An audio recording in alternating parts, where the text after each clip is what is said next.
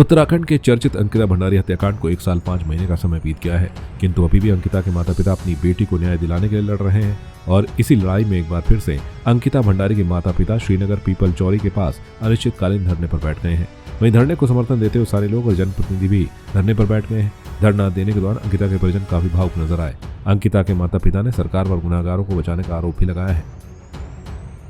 अंकिता के पिता वीरेंद्र भंडारी ने कहा कि 1 साल बाद भी उनकी बेटी को इंसाफ नहीं मिल सका है। उन्होंने आरोप लगाया कि जो लोग बेटी को इंसाफ दिलाने के लिए उनकी मदद कर रहे हैं, सरकार उन लोगों के खिलाफ साजिश कर उन्हें और उनके परिजनों का या तो ट्रांसफर कर रही है या मुकदमे में फंसाने का काम कर रही है।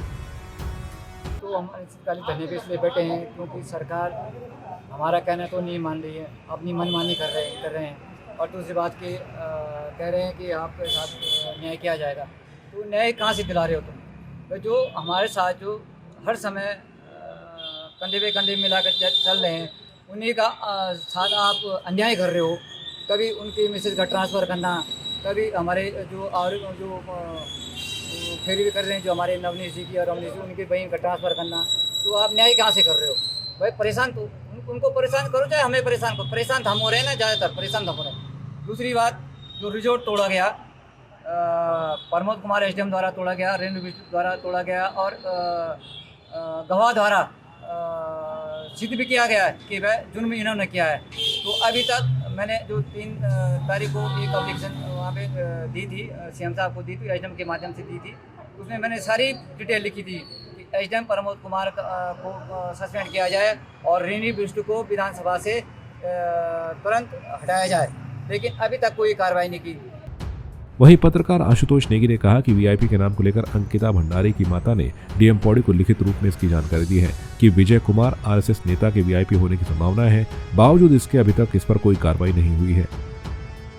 देखिए, ऐसा है कि जो वीआईपी को लेके अंकिता की मां ने बाकायदा लिखित रूप से डीएम पौड़ी को अवगत करा दिया है और मीडिया को बयान भी दिया है कि अजय कुमार जो आरएसएस के नेता हैं, भारतीय जनता पार्टी के संगठन मंत्री हैं, महामंत्री हैं, कोई बड़ा पद उनके पास है, उनके वीआईपी होने की संभावना है। क्योंकि बहुत सारे उनको ऐसे इनपुट मिले, फ़ोन के द्वारा भी मिले और व्यक्तिगत आकर लोगों ने बताया भी कि इस व्यक्ति के पुलकित आर्य की फैमिली से बहुत नज़दीकी संबंध थे, इस व्यक्ति के वीआईपी होने की प्रबल संभावना है। तो हमारा सिर्फ इतना कहना है कि इस व्यक्ति की कॉल रिकॉर्ड की जाँच कर ली जाए। ये व्यक्ति 18 सितंबर 2022 के आसपास हफ्ता 10 दिन पहले कहाँ था? क्या उस दौरान इस व्यक्ति की बहुत ज़्यादा बात पुलकित आर्य के परिवार के साथ हो रही? चाहे पुलकित है, चाहे डॉक्टर विनोद आर्य हैं, ये लोग हैं, या रेणु बिष्ट है, या अन्य लोग यहाँ पे जो भी थे, वहाँ पे सौरभ भास्कर जो मुजरिम है और अंकित गुप्ता है, क्या इनमें आपस में बातचीत हो रही है? तो देखिए, जब पुलिस तहकीकात करती है तो कॉल रिकॉर्ड बहुत बड़ा एक साक्ष्य होता है और हत्या से पहले और हत्या से बाद ये प्रबल संभावना होती है कि जिसके इशारे पर हत्या की गई है उसे बताया जाता है, उससे बातचीत होती है। तो ऐसा करने में सरकार को क्या दिक्कत है? ये धरना, इसकी हमने कुछ रूपरेखा नहीं बनाई है, ये बिल्कुल भावनात्मक है। जिस तरह से आप लोग अपनी भावनाओं से आ रहे हैं और इसी तरह से हम लोग भी इनके साथ हैं। ये मामला स्पष्ट तौर पे पहाड़वाद का है कि एक नॉन पहाड़ी द्वारा पहाड़ी बेटी की हत्या की और कई मामले इस तरह के आ रहे हैं। और देखने की बात यह है कि सरकार बहादुर जो है, जिस तरह से आशुतोष भाई लड़ रहे हैं, उनके साथ ही छेड़छाड़ कर रही है, उनके साथ उनका ही शोषण कर रही है।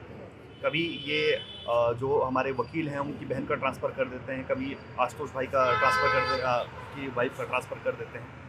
तो और जो नए डीजीपी आए हैं उनके ऊपर भी उंगलियां उठ रही हैं। तो सिस्टम में आप देखोगे तो पूरा नॉन पहाड़ी सिस्टम बना हुआ है और उत्पीड़न केवल पहाड़ियों का हो रहा है। इसलिए हम जो पहाड़ का केंद्र बिंदु है श्रीनगर, आज यहाँ पर बैठ के आह्वान करते हैं पूरे पहाड़ी समाज का। यदि आप चाहते हैं कि कल कोई बहन अंकिता ना हो, कल कोई बेटी अंकिता ना हो, तो आपको आज यहाँ पर जुड़ना हो। अंकिता भंडारी प्रकरण में हत्या के बाद सबूत मिटाने, बुलडोजर चलाने समेत कई ऐसे सवाल हैं जिनका जवाब 1 साल 5 महीने बीत जाने के बाद भी उत्तराखंड की जनता और अंकिता के माता पिता को नहीं मिला है। ब्यूरो रिपोर्ट, संवाद 365।